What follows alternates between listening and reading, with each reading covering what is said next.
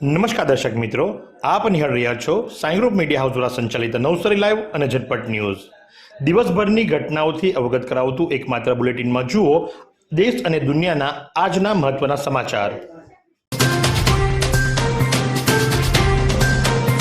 ધોલેરાના ખારપાટમાં drum પ્લાન્ટેશનના નવતર પ્રયોગથી હરિયાળી ખીલી ઉઠી છે। આ પ્રયોગ માટે DSIRD દ્વારા ગુજરાત વન વિભાગને ફંડ આપવામાં આવ્યું છે। આ નવતર પ્રયોગને સફળતા મળતા આ વર્ષે વધુ 20 હેક્ટરમાં આ પ્રકારે પ્લાન્ટેશન કરાશે। મુખ્યમંત્રી ભૂપેન્દ્ર પટેલના નેતૃત્વમાં રાજ્યમાં ઔદ્યોગિક વિકાસની સાથે સાથે પર્યાવરણનું પણ જતન થાય તે માટે ધોલેરાને વિશ્વસ્તરીય ટકાઉ શહેર તરીકે વિકસાવવાની નેમ લેવામાં આવી છે। વન વિભાગની મહેનત રંગ લાવી ખારપાટ અને સુકા તથા ઉજ્જડ પ્રદેશમાં પણ રોપાઓ એક વર્ષમાં 12 ફૂટ જેટલા ઊંચા થઈ ગયા છે।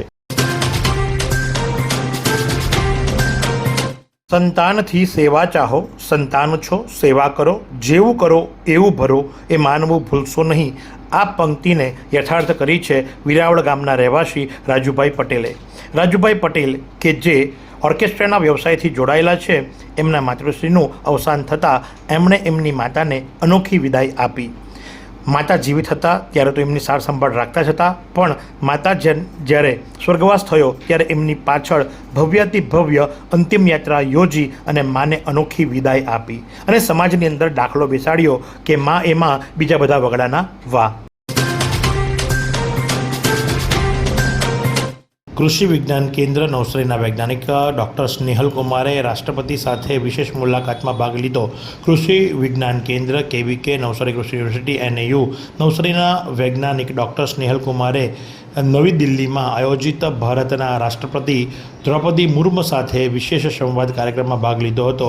આ કાર્યક્રમ કેન્દ્રીય જનજાતિ બાબતો મંત્રાલય દ્વારા 10 મેથી 9 જૂન 2026 દરમિયાન ઉજવવામાં આવેલ હતો, જેમાં જનજાતીય ગૌરવ ઉત્સવ અંતર્ગત યોજાયો હતો। આ ઉજવણીના ભાગરૂપે 25 મેથી 2 જૂન 2026 દરમિયાન Birsa lives in new Bharat વીકનું આયોજન કરવામાં આવ્યું હતું। મહાદેવ સંહાર ના કરે સ્વીકારનો દેવ છે મહાદેવ। કથાકાર અજય બાપુ દ્વારા આ શબ્દો ઉચ્ચારવામાં આવ્યા। વારાહી ભવાની મંદિર જલાલપોર નવસારીમાં શિવ મહાપુરાણ કથામાં શિવ વિવાહ પ્રસંગ ઉજવાયો।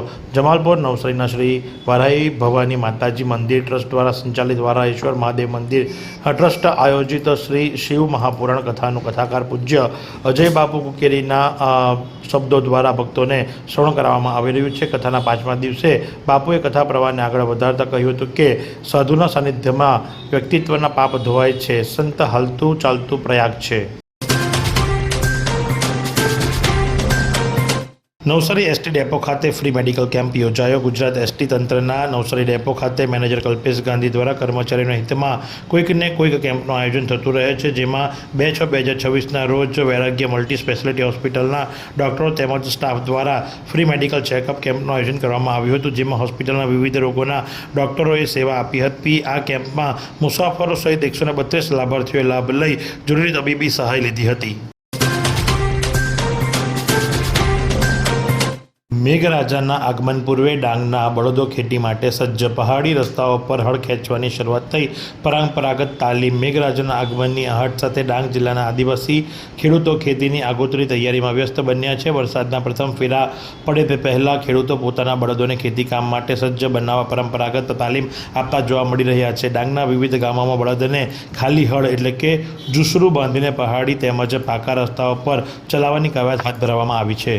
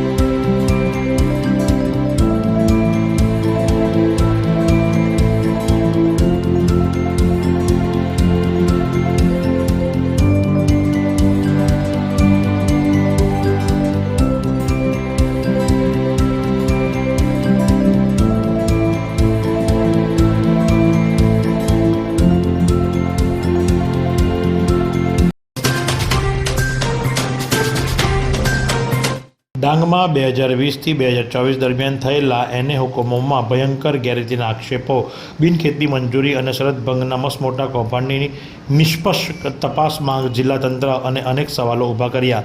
વર્ષ 2020થી વર્ષ 2024 દરમિયાન આપવામાં આવેલા બિનખેતી એટલે કે એને મંજૂરીમાં ગંભીર ગેરરીતિઓ અને નિયમોના ખુલ્લેઆમ ભંગ થયાનો આક્ષેપ સામે આવતા સમગ્ર જિલ્લામાં ચર્ચાનો માહોલ ગરમાયો છે. આ સમગ્ર મામલે એક જાગૃત નાગરિક દ્વારા જિલ્લા કલેક્ટરને લેખિત રજૂઆત કરી અનેક ગેરકાયદેસર પ્રવૃત્તિઓ સામે તાત્કાલિક કાર્યવાહી કરવાની માંગ ઉઠવા પામી છે. સાપુતારા અને આસપાસના વિસ્તારોમાં વાતાવરણમાં પલટો, ભારે પવન અને ધૂળની ડમરીઓ ઉડતા મોટરસાયકલ ચાલકો મુશ્કેલીમાં. હવામાન વિભાગ દ્વારા કરવામાં આવેલી આગાહીના પગલે ડાંગના વિવિધ પ્રવાસન સ્થળ સાપુતારા તેમજ તેમની આજુબાજુના ગ્રામ્ય વિસ્તારોમાં વાતાવરણમાં અચાનક પલટો જોવા મળ્યો છે. બપોર બાદ આકાશમાં કાળા બિબાંગ વાદળો ઘેરાઈ આવ્યા હતા અને ચોમાસા જેવો માહોલ સર્જાયો હતો. અંબાડા ગામ ખાતે સંતુલિત ખાતર ઉપયોગ અને ખેત પેદાશ બચાવ અભિયાન અંતર્ગત જાગૃતિ કાર્યક્રમ યોજાયો. ભારત સરકાર માન્ય સંતુલિત ખાતર ઉપયોગ અને ખેત બચાવ અભિયાન અંતર્ગત કૃષિ વિજ્ઞાન કેન્દ્ર નવસારી કૃષિ યુનિવર્સિટી નવસારી દ્વારા 4 જૂન 2026ના રોજ અંબાડા ગામે જાગૃતિ કાર્યક્રમનું સફળ આયોજન કરવામાં આવ્યું હતું. કાર્યક્રમનું આયોજન કૃષિ વિજ્ઞાન કેન્દ્રના વડા ડૉક્ટર સુમિત ચાલુકેના માર્ગદર્શન હેઠળ કરવામાં આવ્યું હતું. કાર્યક્રમનો મુખ્ય હેતુ ખેડૂતોમાં ટકાઉ ખેતી પદ્ધતિ, વૈજ્ઞાનિક ખાતર વ્યવસ્થાપન, જમીનની ફળદ્રુપતા જાળવવા તેમજ પર્યાવરણ મૈત્રી ખેતી અંગે જાગૃતિ લાવવાનો હતો. સાપુતારાથી વગેરે જોડતા માર્ગમાં એક સ્થળે કાર ખાડામાં ખાબકી જ્યારે બીજા સ્થળે ટ્રક પલટી મારી ગઈ.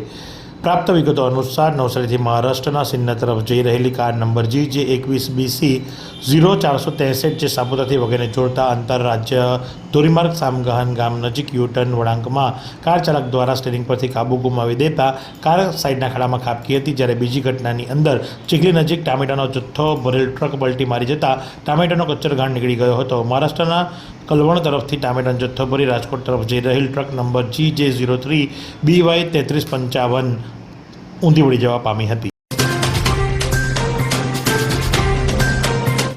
વિદ્યાધામ વિદ્યાલયના પ્રમુખ અને પત્રકાર પ્રદીપ પાંડે તેમજ વિજલપુર નગરપાલિકાના પૂર્વ કારોબારી ચેરમેન સામાજિક અગ્રણી બિમલેશ શર્મા અને સાથે જ દિલીપસિંહ ભદૌરિયા અને સુરેશ પાંડે વગેરે ભેગા મળી અને નવનિયુક્ત મેયર અશોક ધોરાજીયાની શુભેચ્છા મુલાકાત લીધી હતી. પુષ્પગુચ્છ આપી અને સાલોડાવી સન્માનિત પણ કર્યા હતા.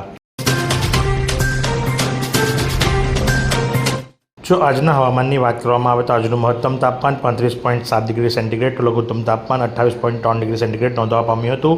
સવાર દરમિયાન હવામાં ભેજનું પ્રમાણ 97% તો સાંજ દરમિયાન 57% નોંધવા પામ્યું હતું. 6.7 કિલોમીટર પ્રતિ કલાકની ઝડપથી પવન ફૂંકાઈ રહ્યો હતો અને પવનની દિશા સાઉથથી વેસ્ટ તરફની હતી. 22 વર્ષથી દરરોજ લાખો જીવનોમાં આશા અને આરોગ્યનું પ્રકાશ આપતી કેજલ life in multi speciality hospital. અદ્યતન સુવિધા સાથેની હોસ્પિટલ, અનુભવી ડોક્ટરો અને ટેકનોલોજી સહિત ઓપરેશન થિયેટર્સ, ICU અને NICU વિભાગ, 24 કલાક ચાલતી ઇમરજન્સી સર્વિસીસ, મેડિકલ સ્ટોર અને લેબોરેટરીની સુવિધા પણ ઉપલબ્ધ છે. હોસ્પિટલ સેવાઓ જેમ કે ઓર્થોપેડિક વિભાગ, મગજ અને સ્પાઇન વિભાગ, યુરોલોજી અને હૃદય રોગ વિભાગ, જનરલ સર્જરી વિભાગ. 5મી જૂન વિશ્વ પર્યાવરણ દિવસ. જિલ્લો ડાંગ. વન પ્રદેશ ડાંગમાં સાપુતારા, કરંજડા અને કાગરિયામાળ ખાતે ઊભા કરાયેલા વન કવચ પ્રવાસીઓમાં પ્રિય. ડાંગના પ્રવાસન સ્થળોમાં વધારો કરવા શાંત અને કુદરતી સૌંદર્યથી ભરપૂર સ્થળ એટલે કે વન કવચ.